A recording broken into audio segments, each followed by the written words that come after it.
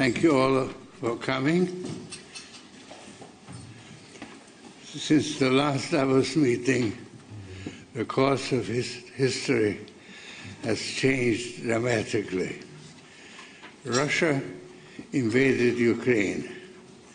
That has shaken Europe to its core. The European Union had been established to prevent such a thing from happening. Even when the fighting stops, as it eventually must, the situation will never revert to what it was before.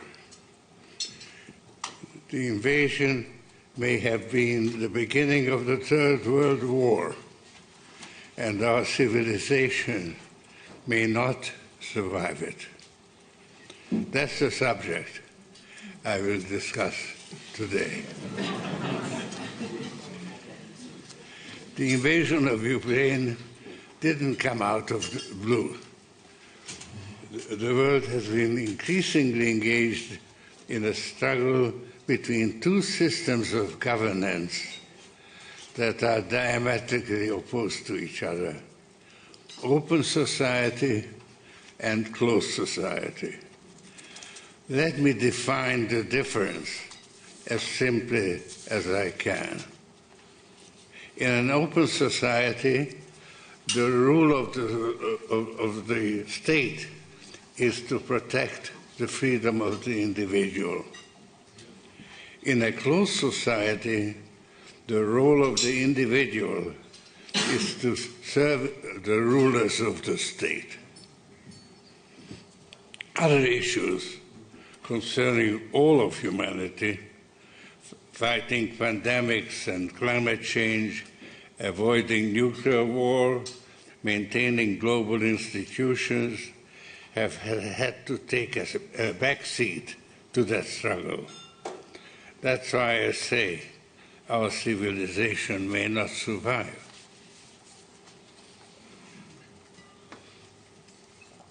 I became engaged in what I call political philanthropy in the 1980s. That was a time when a large part of the world was under communist rule, and I wanted to help people who were outraged and fought against opposition. As the Soviet Union disintegrated, I established one foundation after another in rapid succession, and what was then the Soviet Empire. The effort turned out to be more successful than I expected. Those were exciting days. They also coincided with a period of personal financial success that allowed me to increase my annual giving from $3 million in 1984 to more than $300 million 3 years later.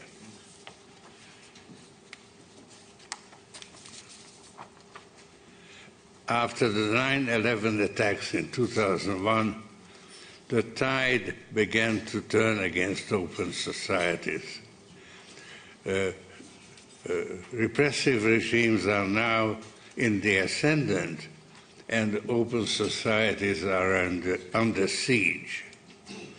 Today, China and Russia present the greatest threat to open society.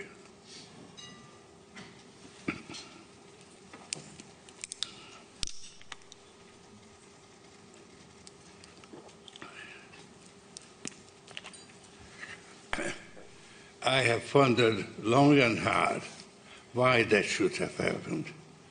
I found part of the answer in the rapid development of digital technology, especially artificial intelligence. In theory, AI ought to be politically neutral. It can be used for good or bad. But in practice, the effect is asymmetric. AI is particularly good at producing instruments of control that help repressive regimes and endanger open societies. COVID-19 also helped legitimize instruments of control because they are really useful in dealing with the virus. The rapid development of AI has gone hand in hand with the rise of social media and tech platforms. These conglomerates have come to dominate the global economy. They are multinational, and their reach extends around the world. These developments have had far-reaching consequences. They have sharpened the conflict between China and the United States. China has turned its tech platforms into national champions. The United States has been more hesitant because it was worried about their effect on the freedom of the individual.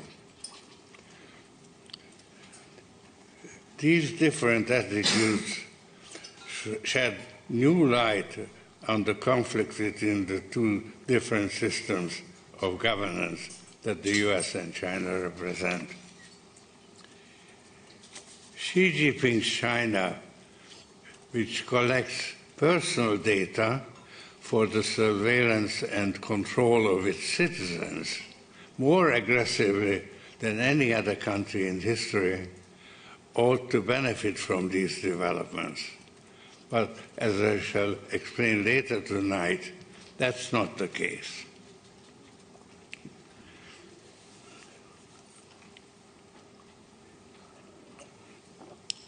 Let me now turn to recent developments. Vladimir Putin and Xi Jinping met on February 4th at the opening ceremony of the Beijing Winter Olympics. They issued a long statement announcing that their cooperation between them has no limit. Putin informed Xi of a special military operation in Ukraine, but it's unclear whether he told Xi that he had a full-scale attack on Ukraine in mind. US and UK military experts certainly told their Chinese counterparts what was in score. Nevertheless, Xi approved and asked Putin to wait until the conclusion of the Winter Olympics. For his part, Xi resolved to hold the Olympics in spite of the Omicron variant that had just begun to spread in China. The organizers went to great lengths to create an airtight bubble for the competitors, and the Olympics concluded without a hitch. But Omicron established itself in the community, first in Shanghai, China's largest city and commercial hub. Now it's spreading to the rest of the country. Yet, Xi persists with his zero-COVID policy. That has inflicted great hardships on Shanghai's population for forcing them into makeshift quarantine centers instead of allowing them to quarantine themselves at home. That has driven Shanghai to the verge of open rebellion. Many people are puzzled by this seemingly irrational approach on the part of Xi, but I can give you the explanation. Xi harbors a guilty secret. He never told the Chinese people that they had been inoculated with a vaccine that was designed for the original Wuhan variant and offers very little protection against new variants. She can't afford to come clean because he's at a very delicate moment in his career. His second term of office expires in the fall of 2022, and he wants to be appointed for an unprecedented third term, eventually making him ruler for life.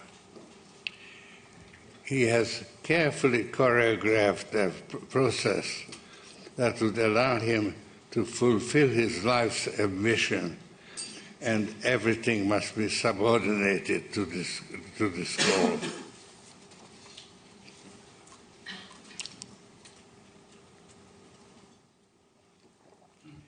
In the meantime, Putin's so-called special military operation didn't unfold according to plan.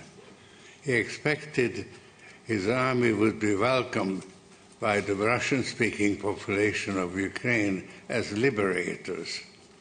His soldiers carried with them their dress uniforms for a victory parade, but that's not what happened. Ukraine put up unexpectedly strong resistance and inflicted severe damage on the invading Russian army. The army was badly equipped and badly led, and the soldiers became demoralized. The United States and the European Union rallied to Ukraine's support and supplied it with armaments. With their help, Ukraine was able to defeat the much larger Russian army in the battle for Kiev. Putin couldn't afford to accept defeat and changed his plans accordingly. He put General Vladimir Shamarov, well known for his cruelty in the siege of Grozny, in charge and ordered him to produce some success by May 9th, when victory parade has to be celebrated. But Putin has very little to celebrate. Shamanov concentrated his efforts on the port city of Mariupol, which used to have 400,000 inhabitants.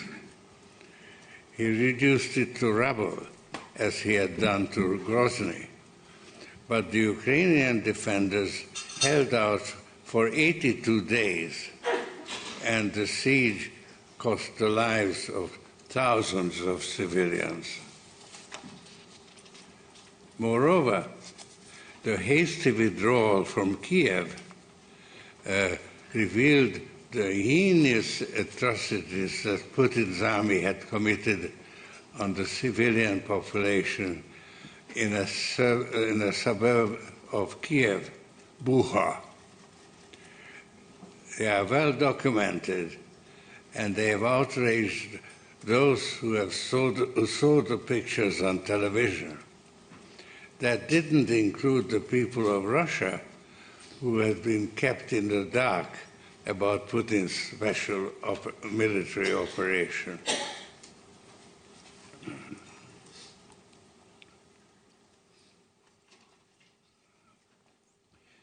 The invasion of Ukraine has now entered a new phase, which is much more challenging for the Ukrainian army. They must fight on open terrain, where the numerical superiority of the Russian army is more difficult to overcome. The Ukrainians are doing their best, counterattacking and penetrating Russian territory. That has had the additional benefit of bringing home to the Russian population what was really going on. The U.S. has also done its best to reduce the financial gap between Russia and Ukraine by getting Congress to allocate an unprecedented $40 billion in military and financial aid to Ukraine.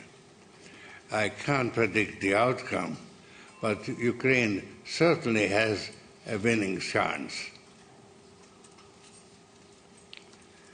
Recently, European leaders went even further. They wanted to use the invasion of Ukraine to promote greater European integration, so that what Putin is doing can never happen again. Enrico Letta, the leader of Partito Democratico, proposed a plan for a partially federated Europe. The federal portion would cover all key policy areas. In the federal core, no member state would have veto power. In the wider confederation, member states could join coalitions of the willing or simply retain their veto power. Mario Draghi endorsed Letta's plan. Emmanuel Macron, in a significant broadening of his pro-European approach, advocated geographic expansion and the need for the EU to prepare for it. Not only Ukraine, but also Moldova and the Western Balkans should qualify for membership in the European Union. It will take a long time to work out the details, but Europe seems to be moving in the right direction. It has responded to the invasion of Ukraine with greater speed, unity, and vigor than ever before in history. After a hesitant start, Commission President Ursula von der Leyen also has found a strong pro-European voice.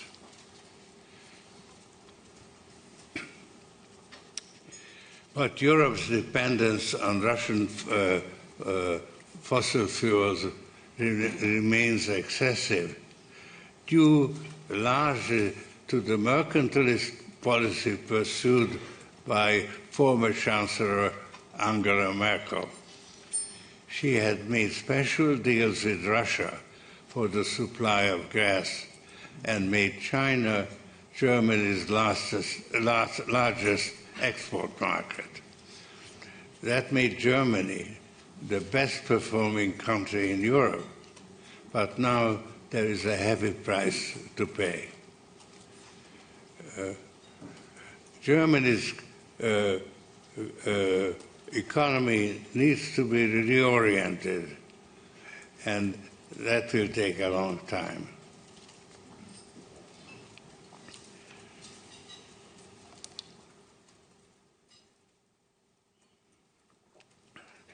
Olaf Scholz was elected Chancellor because he promised to continue Merkel's policies.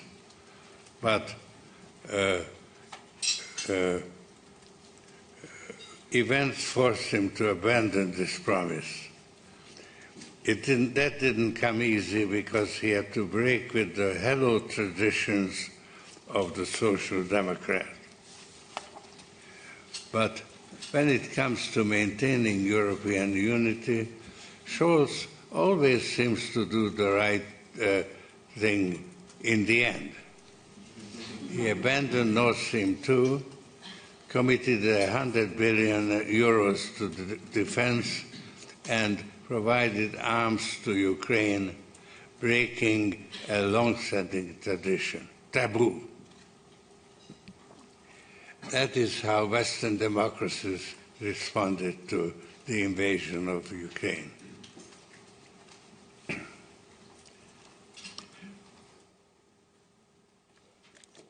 What about the two dictators, Vladimir Putin and Xi Jinping, have to show for themselves?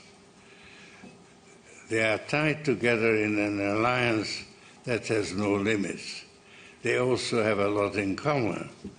They rule by intimidation, and as a consequence, they make mind-boggling mistakes.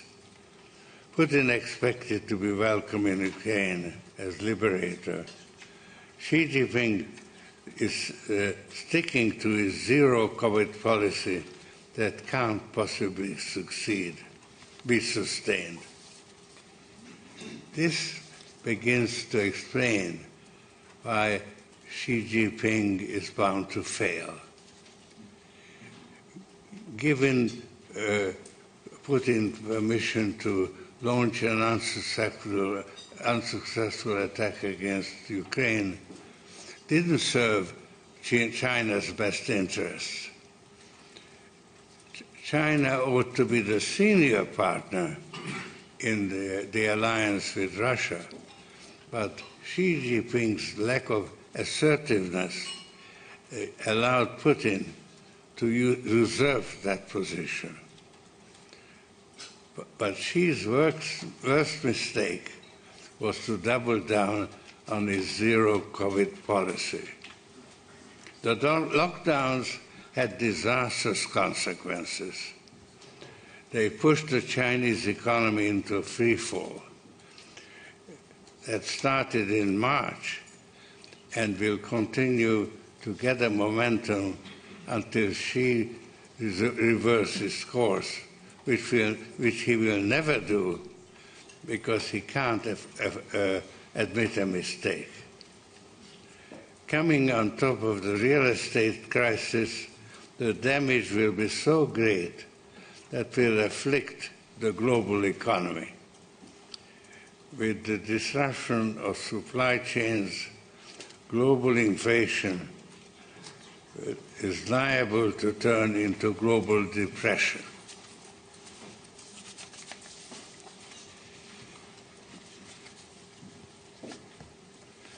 Yet, the further Putin gets, the weaker Putin gets, the more unpredictable he becomes.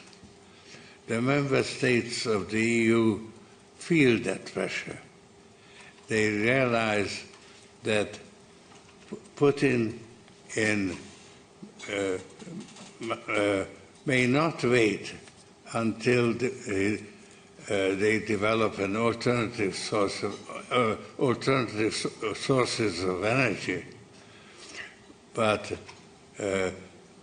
he may turn off the tap on gas while it really hurts.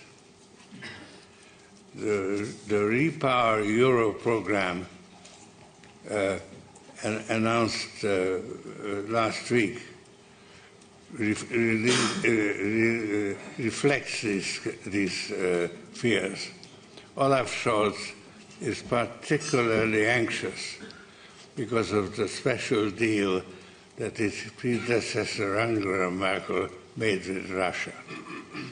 Mario Draghi is more courageous, although Italy's gas dependency is almost as high as Germany's. Europe's cohesion will face a severe test, but if it continues to maintain its unity, it could strengthen both Europe's energy security and leadership on climate change.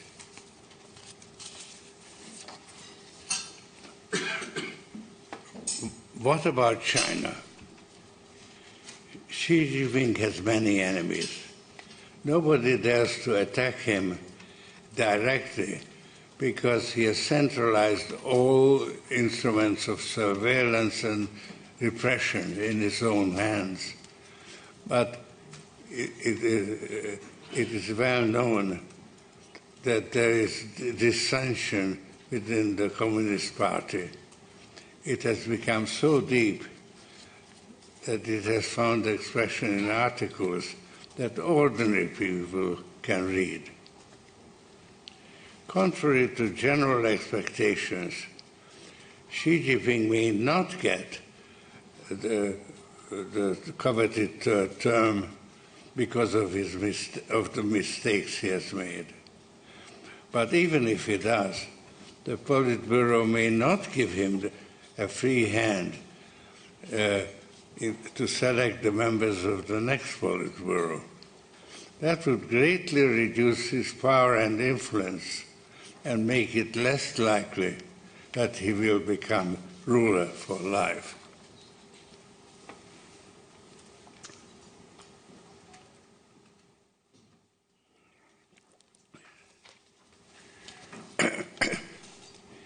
While the war rages, the fight against climate change has to take second place. Yet, the experts tell us that we have already fallen far behind, and climate change is on the verge of becoming irreversible. That could be the end of our civilization. I find that prospect particularly frightening. Most of us accept that the idea that we must eventually die, but we take it for granted that our civilization will survive. Therefore, we must mobilize all our resources to bring the war to an early end. The best and perhaps only way to preserve our civilization is to defeat Putin as soon as possible. That's the bottom line. Thank you.